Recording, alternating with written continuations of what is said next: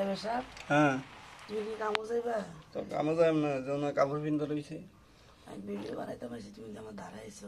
অসুবিধা কি কামের জিনিস দেখলে সমস্যা কি তা কোনো সমস্যা নাই দর্শকে যদি আমার ভিডিও দেখে আমি কাম করতেছি কাম করে খাওয়াটা কি খারাপ নাকি তা কাম করে খাইলে আরো ভালো কাম ছাড়া দণ্ডের বাদ নাই গরিব মানুষ ঠিক আছে দেখছেন কাজ করতে যাইবো ভিডিও বানালে পাগল হয়ে গেছে। এটা এই অবস্থায় করে বুঝছে, ও বাইরে এই অবস্থায় করে দেখেন। আচ্ছা তুমি আমাকে মারলে না মারলে কি তোমার শান্তি হয় না দেখছেন দেখছেন কি অবস্থা, কামো যাইবো কি অবস্থা।